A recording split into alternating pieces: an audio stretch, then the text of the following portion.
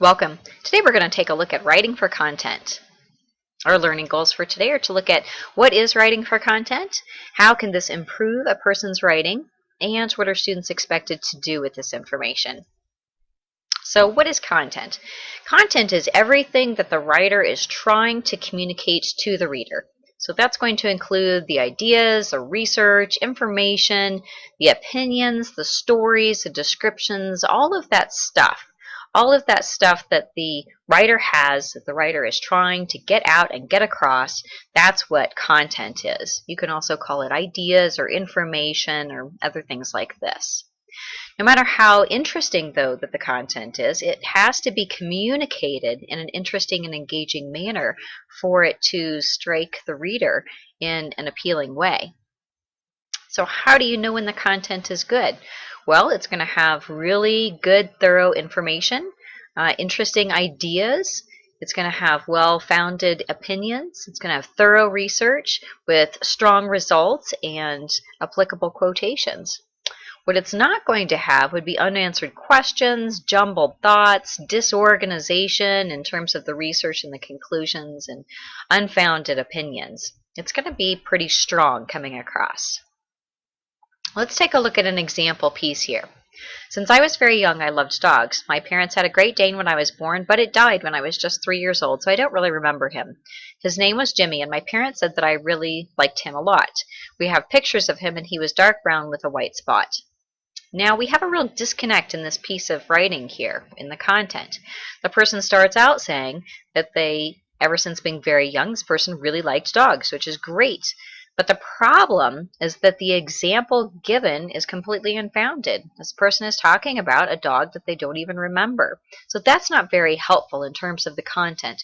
We want content, we want those ideas to be really smooth and to really make sense throughout a piece of writing. Strengths here are that it does start out strong and it states an interesting topic, but again, it just doesn't, that connection is not there and it really wanders off topic. It goes in depth into an unimportant story that's not related to the person liking dogs, since the person can't remember them. Let's take a look at this example here. It's going to be a little bit different. Since I was very young, I loved dogs. Although my first dog died when I was just 3 years old, our relationship led me to love dogs for the rest of my life. Jimmy was a Great Dane my parents had when I was born. He and I used to lay around all day, and he would let me climb on him. As I turned 10, I adopted my first service dog named Russell. Russell is a Jack Russell Terrier, and I have trained him for approximately 1,200 hours to be a service and therapy dog. He and I visit kids at Children's Hospital because they are unable to visit their own pets. Since training Russell was such a success, I adopted 3 other dogs, Susan, Jake, and Tom. All 3 are also trained as service dogs, and I take them to many events to help children in need. My love of dogs is not just about the dogs, but about what the dogs can do for people. So we have here where this story about Jimmy the Great Dane is integrated into this overall piece in a way that really makes sense, where this person acknowledges, yeah, I didn't really know Jimmy very well, but I had a good start to life because I was connected to a dog, and then I continued working with dogs throughout the rest of my life. So we see here some really strong content. We're seeing good ideas that are coming across in an interesting way that makes the reader want to continue reading. In this piece here, our strengths are that it's narrow, relevant, intelligent, and original, that's for sure. And the areas for suggested improvement are that it anticipates questions. It could anticipate questions a little bit better and offer just a little bit more topic insight since it's dealing with so much information here.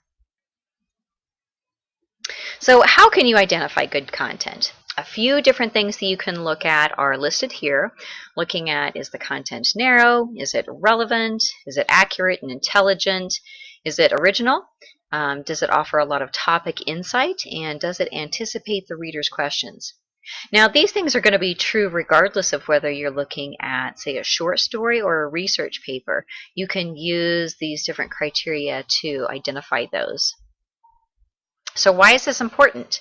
As writers, what our purposes are is to communicate our ideas, our thoughts, our information, our content to our readers. And we want to do that so that we can communicate in a very thorough and natural way that appeals to our readers. So when do we need to use strong content? So in high school and middle school, typically you're going to see essays, narratives, which are stories, and research papers. Those are going to be the three areas where predominantly you're going to see a use of strong content. And how can we develop strong content? One of the things that I see students running into is that they say, wow, I got a few ideas, but just not enough for an entire paper. That happens pretty frequently. So your first item of business is to brainstorm, and to brainstorm very thoroughly. So for a typical 5-paragraph essay, I tell students they need to have at least 20 items. So if you were to make a bulleted list, have at least 20 items on that list. It's better to have too much content than too little, because that way you can edit out some of the less important content and just keep the really strong content in there.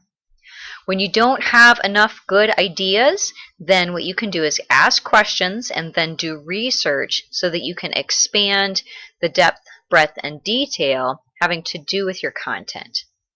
Using a graphic organizer can help enormously in terms of structuring your content, and these may look like an outline, a map, a Venn diagram, tree plot. These are all acceptable kinds of graphic organizers that can help writers get organized with their information, with their content. What are things going to look like in terms of middle school versus high school students? And underclassmen for college are going to be pretty similar in the high school areas. So in terms of your middle school writing, the choices are going to be pretty obvious. The factual ideas don't have very much depth typically. There's a little bit of research, but it's not really heavy in-depth research, not necessarily using a lot of primary sources quite yet, maybe using a few. There may be some assumptions and stereotypes that need to be edited out of the piece, and it may have questions, but may be lacking really deep questions at this point. As you move into high school and the early years of college, you may be taking a less popular or unique stance in the writing, asking deeper questions, conducting more significant research, particularly with primary pieces, addressing an antagonistic viewpoint, and trying to demonstrate the depth and breadth of thought, of content, and information there. So what does the reader expect of the writer? Well, the reader is expecting that the writer of any kind of well-written essay is going to demonstrate a really good, strong use of content, and that will be able to be observed in the essay or in the piece of writing, if it's not an essay, if it's more of a narrative or something like that. And that the absent pieces are definitely absent. So the assumptions of content, incorrect pieces, too broad of topic, that sort of thing, that those will be absent. So what are students expected to do? So students should present your content clearly. Make sure your writing is nice and focused, that it's presented around a narrow, manageable topic, that you're showing your information, not telling, and giving really quality details, really specific details, that you're not being obvious or predictable, and that you're anticipating readers' questions as best as you can and trying to answer those. At this point, what you should know and be able to do is to understand what good content is, note the importance of content in writing, and be able to evaluate and improve writing, being your writing as well as the writing of your peers and your classmates. I hope this information is helpful to you in terms of looking at your ideas, your information, and your content, and good luck to you in your writing.